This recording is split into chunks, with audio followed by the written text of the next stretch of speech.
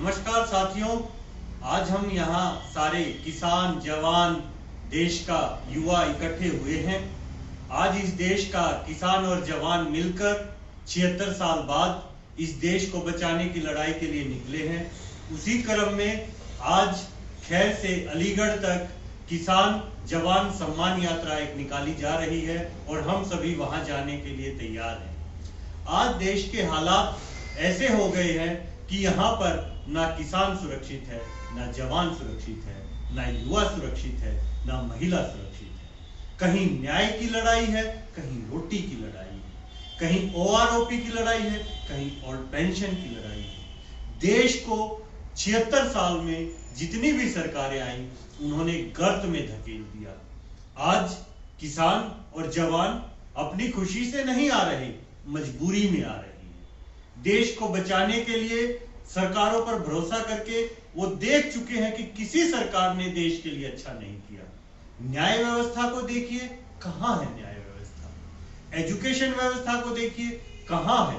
स्वास्थ्य किसके लिए है। तो सारी समस्याओं को दूर करने के लिए इस देश का जवान और किसान 76 साल के बाद इकट्ठा हो रहा है और वो सड़क से संघर्ष करते हुए संसद में घुसने की तैयारी कर चुका है और वो संसद में पहुंचेगा और देश का प्रतिनिधित्व करेगा।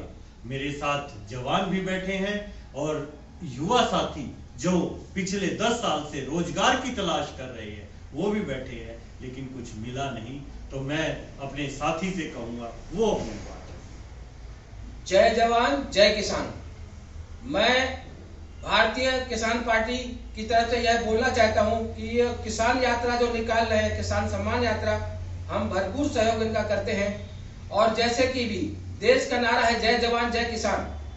किसान कौन होता है? पिता होता है, जो खेत में मेहनत करता है, अन्नदाता कहलाता है। और उसका पुत्र, क्योंकि किसान मेहनत करता है तो कहता है कि मेरा बेटा भी मेहनत करे, इसलिए आप अपने पुत्र को सीमाओं में भेजता है, सेना में भेजता है देश की रक्षा करने के लिए। क्योंकि जो असली किसान रहता है उसके खून में असली देश का रक्षक का खून रहता है, भारत माता का खून रहता है। वो मेहनत करके कमाना चाहता है, भ्रष्टाचार और नेतागिरी करके नहीं कमाना चाहता। तो उसका बेटा सीमाओं की रक्षा करता है।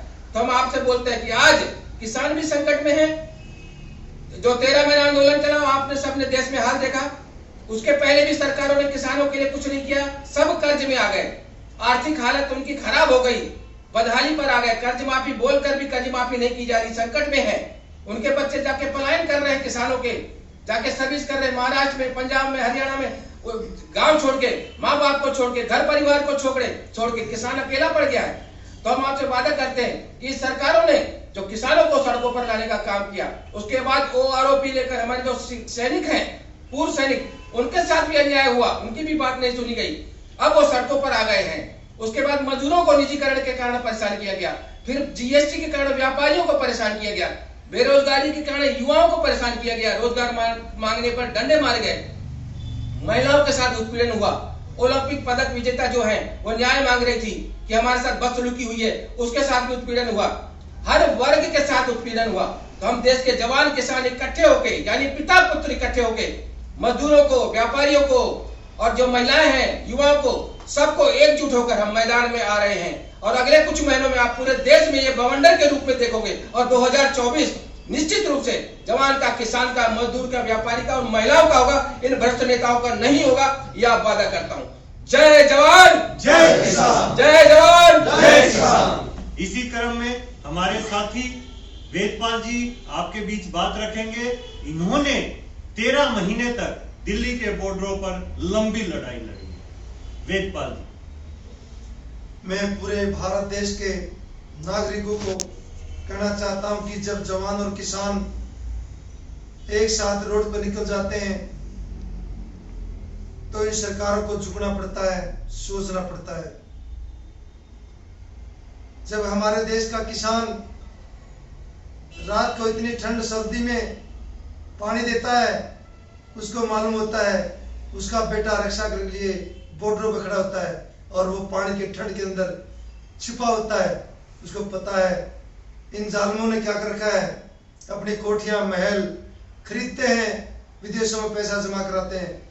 लेकिन अब किसान और जवान दोनों बाप बेटा जाग चुके हैं इन भ्रष्टाचारियों का समय आ गया है यहाँ से भागने का।